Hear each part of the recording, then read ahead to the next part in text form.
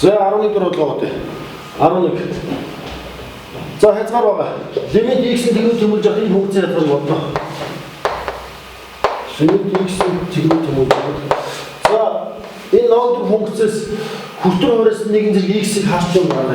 X-ийг чих юм болов уу? Синус x-ийг хуваах x нэмэх 5 болно.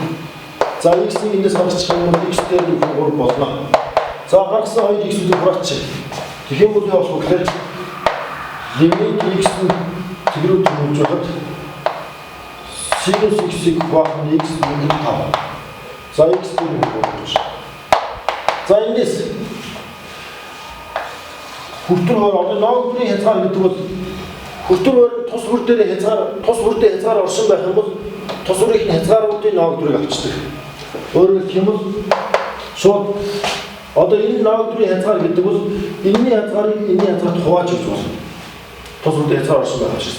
За энэний хязгаар гэдэг бол энэ нэгдүгээр гайхамшигт хязгаараас 1 энэ бол 5. За ингэ бичиж та бид нэлгэн бичиж та лимит x тэгвэл тэмүүлж байхад за синус x-ийг хуваах нь x нэмэх нь за тус бүрдэн дахиад авчих тийм лимит x-ийг тэгвэл тэмүүлж байхад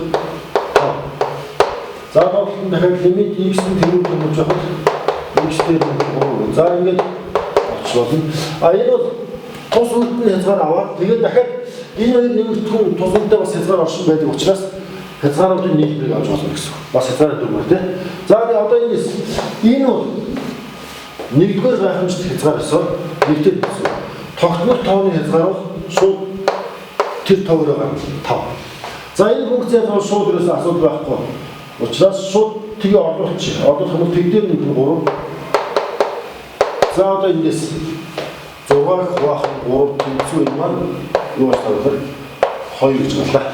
За тэгээ бидний хязгаар 2 гарснараа одоо бид D хариулт зөв байна гэж энд богдох юм байна. За 12 бодлого. 12 бодлого. За 12 бодлого x-ийн модуль нь хас 2-ыг хуваах нь x.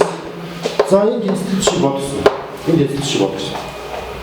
За үүнийг бодохдоо бид нар модулыг задлая гэж. За модуль задлахаа x тэгээс их үед модуль нэмэхээр задлана. За энэ бол. За x тэгээс эрс баг үед модуль хасгаар задлана гэдэг. Энэ бол Рейноны нэгдлийг авах. За энэ нэг зүйл тодруулъя. Хэрвээ x-ийн модулыг задлах гэж байгаа үед x тэгээс их x тэгээс баг гэдэг. А x тэгтэй тэнцүү байгаа юм. Тэгтэй тэнцүү гэдэг нөхцөлийг аль нэгэн заавал оруулж өгдөг. Энэ тэнцүү оруулж өгдөг. А гэхдээ яг манай энэ тохиолдолд бол x нь тодорхой хуваарт байгаа учраас тэгээс ялгаатай байх хэрэгтэй. Өөрөөр хэлбэл x тэгтэй тэнцэж болохгүй учраас тгийг шууд хайчиж байгаа гэсэн. Тэгээд x тэгээс эрс их тэгээс эрс баг. За ингэ бодох бидний одоо бодлогыг нөлөөлөхгүй шийдвэр өөрчлөхгүй. За x-нэр одоо x тэгээс их нэмэх тоо учраас шууд x үржих гэж шууд. X тэгээс их тоо юм чинь яг тэр чанар ажиллаа. Энийг ч үржих юм бол x квадрат хас 2-ыг өрсөн оруулаад нэг нь 2 тэгээс баг. За энэ шийдэж. А доохны x тэгээс баг. За энэ яг хасныгээр их үржих хасны үржих. Тэгэх юм бол яг x нь хас тоо үржиж байгаа учраас тэнцвэр шиг тэмдэг эсрэгээр ирнэ. За би 2-ыг хуваах x бол. За эдгээрийг бодох хангалттай гэж. За тэгэхээр одоо яг x квадрат чинь сүр биш. Тэрнээр 2-ыг нэмэхээр x квадраттай нэмэх нь 2 чинь 2-оос бага биш үү? 2-оос бага биш. 2-оос бага биш тоонууд тэгээс бага гэж байхгүй. Тэгээ 2-оос их байгаа гэсэн үг шүү дээ. 2-оос их буюу тэнцүү гэсэн үг юм бол тийм. Утга нь энэний утга бол 2-оос их буюу тэнцүү байна. Гэтэл тэгээс бага гэж байхгүй учраас энэ бол шийдвэр. За энэ шийдвэр чинь систем дотор нэг л шийдвэр гарах юм бол тэр систем төр чигээр яах вэ? Шийдвэр бол огцсон. Огцтой чигээр шийдвэр. За эндээс тэгээд нэг л дотор нэгэн шийдвэр шууд үлдсэнийг л шууд аваад авах хэрэгтэй. За тэгэхээр эндээс одоо манай нэг л бол юу гарах вэ гэхээр x тэгээс бага үед за тэгээс бага гэж чинь одоо x-тэй шууд үржиж.